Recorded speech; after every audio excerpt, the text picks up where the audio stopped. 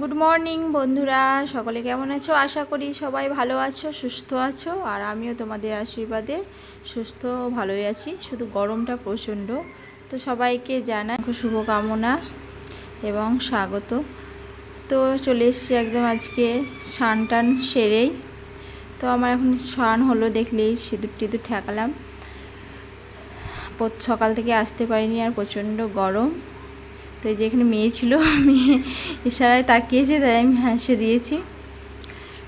তো এবার এই ঘরে চলে এলাম। তারপরে এই যে ঠাকুর ঘরে আমার, তো এই যে এখানে দেখছো ঠাকুর পুজো করা হয়ে গেছে। অবশ্য আমি করিনি, মা করেছে।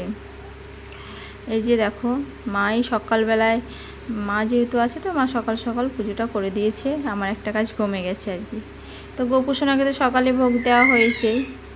আর এখানে এই যে দেখতে পাচ্ছ দুধ গরম হচ্ছে, আসলে দুধের পায়েস তৈরি করব তাই।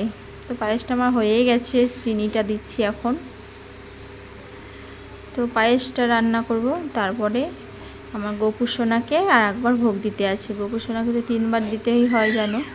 তো সকালবেলায় তো মা একবারে পুজো করে একেবারে গোপুকে ঘুম থেকে উঠিয়ে তাকে মুখ ধুয়ে তারপরে তাকে সকালের ভোগ দিয়ে দিয়েছে। তো আবার আমাকে এখন আমি আর একবার পায়েসের ভোগটা দিয়ে দেবো আর কি। তো পায়েসটা দেখো কি সুন্দর হয়েছে, এবং ওপর থেকে একটু ঘি ছড়িয়ে দিলাম।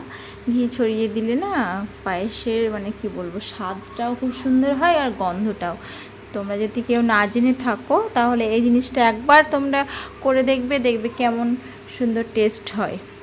খুবই সুন্দর টেস্ট হয় বন্ধুরা, তোমরা একবার দেখো। পায়েস যখন দুধে দেবে, তখন চালটা যখন দেবে না, তখন চালটাতে মাখিয়ে দেবে ঘি। চাল ধুয়ে ঘি মাখিয়ে দুধে সেই চালটা দেবে, গোবিন্দভোগ চাল। তাহলে দেখবে সেই পায়েসের মানে কি বলবো, স্বাদই আলাদা হয়। তো এই যে আমি চলে এসেছি ঘরে আগে গোপুসোনাকে দেওয়ার জন্য। তো আগে পায়েসে আমি আগে গোপুর জন্যই তুলে নিয়েছি। এই যে দেখছো বাটিতে, তো তুলসী পাতা দিয়ে দিলাম। এরপর এটাকে আমি আগে গোপুকে দিলাম, তারপর তখন আমার মেয়েকে দেবো, বাকি সবাই।